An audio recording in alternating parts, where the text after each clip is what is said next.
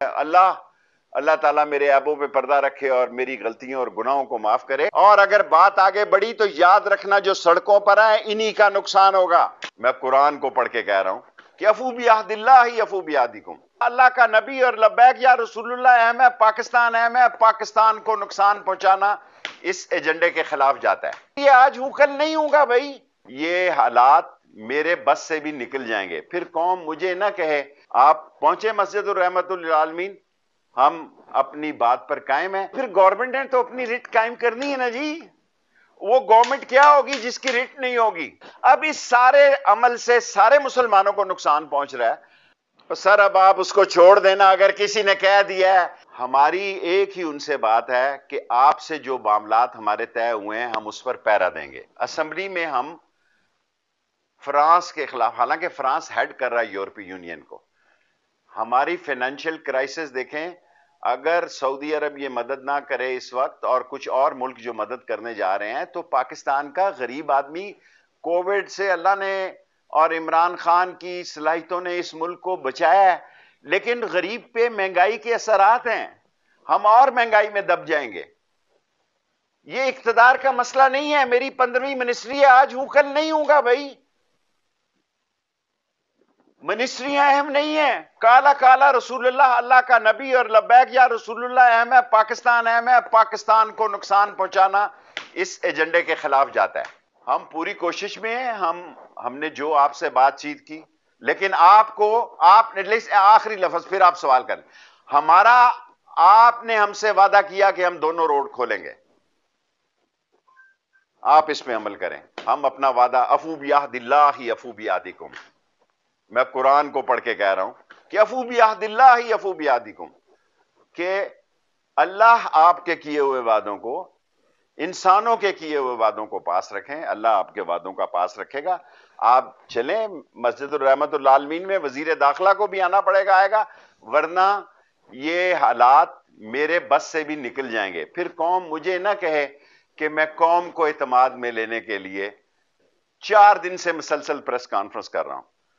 4 दिन से हर रोज मीडिया पे आ रहा हूं ये बात बताने के लिए, पाकिस्तान है तो हम हैं, पाकिस्तान है तो इस्लाम का किला है, पाकिस्तान है तो एटॉमिक ताकत है, पाकिस्तान है तो पाकिस्तान पर जो पाबंदियां लगने की साजिश हो रही है। देखिए अभी इन बातों को रहने दें। मैं जुमा हफ्ता को फिर साद रिजवी साहब से मिलूंगा, बात करूंगा। मैंने उनसे फोन से भी बात की है, 3 मुलाकातें भी की हैं। मैंने आपको बताया कि अभी तक वो अपनी बात पर कायम है और हम उनसे ये दरखास्त कर रहे हैं कि भाई ये बात खराब हो जाएगी। देखिए आप सीधी गोली मार रहे हैं पुलिस को और रेंजर्स के लोगों को। उनके पास तो लाठियां, टीयर गैस है, उन्होंने वही चलानी है। सो हम इस फजा को बेहतर बनाने के लिए आपसे ये जो आपने वादा किया, अगर आप ये कह दें कि ये मैं गलत कह रहा हूं कि आपने ये वादा नहीं किया कि हम दोनों साइडें खोल देंगे, ट्रैफिक खोल देंगे। आप पहुंचे मस्जिदुर रहमतुल आलमीन, हम अपनी बात पर कायम हैं। और अगर आप इसी तरह बढ़ते चले आएंगे तो यकीनन आपको किसी जगह रोका जाएगा। उसके नताइज की कौमी जिम्मेदारी आप पर भी उतनी आयद होती है जितनी हम पर आयद होती है। यह मेरा कौमी फर्ज है कि मैं बतौर वजीर दाखिला ये कहूं कि इमरान खान ने जितनी लचक दिखा सकते थे उन्होंने दिखाई है, लेकिन आप बढ़ते चले आएंगे तो आपको रोका जाएगा। बहुत सारी बातें उनकी तकरीबन हमने मानी है, लेकिन उन्होंने हमारी एक बात नहीं मानी कि वो अपने मरकज की तरफ जाएं। ये ईद मिलादुन नबी के जश्न में निकले बाहर, ये जो उन्होंने जश्न ईद मिलादुन नबी का जुलूस लेके निकले और रास्ते में उन्होंने इसको धरने में तब्दील कर दिया। सो ये बातें जो हैं, हम बदमजगी की मैं बातें नहीं करना चाहता, मैं असूल की बात करना चाहता हूं। फ्रांस का एम्बेसडर यहां है नहीं, आप इस्लामाबाद क्या करने आ रहे हैं? असेंबली में हमने करारदाद पेश की हुई है। नामूसे रसालत आप भी वही कह रहे हैं जो हम कह रहे हैं। खत्म नबूवत पर आप भी वही कह रहे हैं जो वजीर दाखिला खत्म नबूवत का एक सिपाही है। इमरान खान ने जितनी लचक दिखानी थी वो दिखाई है, लेकिन हुकूमत के गले पे अंगूठा रखकर आप ये नहीं कह सकते कि ऐसा करो। जो बातें हमने आपसे तय की हैं वो तय हैं। لیکن ہم کیسے یقین کریں کہ جو آپ کہہ رہے ہیں کہ آپ اس پہ آپ عمل نہیں کر رہے؟ آپ مسلسل بڑھتے چلے آ رہے ہیں، سارے علاقوں کو آپ متاثر کرتے چلے آ رہے ہیں، تو پھر گورنمنٹ نے تو اپنی رٹ قائم کرنی ہے نا جی۔ وہ گورنمنٹ کیا ہوگی جس کی رٹ نہیں ہوگی؟ دنیا اس حکومت کو کیا کہے گی؟ اس عمران خان کی حکومت جو 10 دن سے عید میلاد النبی کے جلوس سے آپ نکلے ہیں، اب تک ہم ہر مرتبہ کوشش کر رہے ہیں، ہمارے آدمی شہید ہو رہے ہیں، پولیس شہید ہو رہی ہے، زیادہ پولیس میں اس کا ریئیکشن آ رہا ہے کیونکہ ہم نے ان کو وہ اختیارات نہیں دیے جو ہم سے مانگ رہے ہیں۔ یہ آپ نے جو کہا قرارداد میں نے تصحیح کرائی جناب، میں نے جمعے تک کی تھریٹ کی ان کو قومی اسمبلی میں، دکھائیں میری تقریر۔ آپ میرے وہ کلپ دکھا رہے ہیں جو میں نے 10-15 سال پہلے اور 20 سال پہلے کی باتیں کی، اس پر بھی میں قائم ہوں۔